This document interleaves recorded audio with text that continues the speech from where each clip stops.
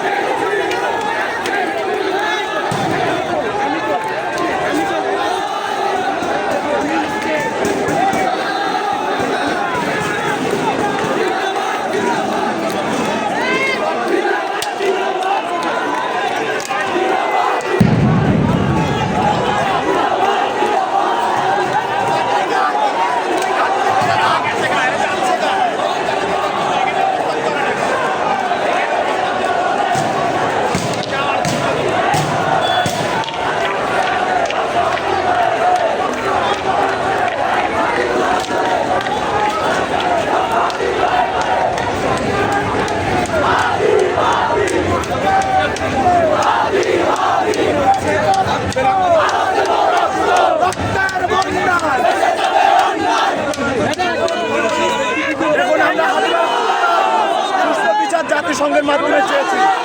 আমাদের আজকে 55 দিন পার হওয়ার পর আমরা ইন্টারিম সরকারের কাছে একটা ছোট্ট একটা দাবি করছি যে হাদি ভাইয়ের হত্যার সুষ্ঠু বিচার যাতে জাতিসংঘের মাধ্যমে নিরপেক্ষভাবে আদায় হয় সেটার জন্য আমরা আবেদন করছি।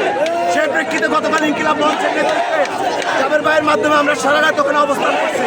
আমরা বারবার সরকারকে জানাতে চাইছি যে আপনারা আমাদের এই ছোট্ট দাবিটা মেনে নেন এবং জাতিসংঘের হস্তক্ষেপের মাধ্যমে সুষ্ঠু বিচারটা যাতে হয়। আজকে 55 দিন যাবৎ অতিবাহিত হওয়ার পরও সরকারের কানে এই বার্তা যায় নাই, বরং সরকার উল্টো যে ফ্যাসিবাদকে আমরা বিতাড়িত করে রক্তের বিনিময়ে যে সরকারকে বসিয়েছি সেই সরকার আমাদের হাদি ভাইয়ের হত্যার বিচার দাবি না মেনে নিয়ে উল্টো আমার ভাই জাবেরকে রক্তাক্ত করেছে, আম্মারকে রক্তাক্ত করেছে। সর্বশেষ তাদেরকে যে রক্তাক্ত করা হয়েছে সেটার বিচারের দাবিতে আমরা বিকাল থেকে শাহবাগে অবস্থান করতেছি।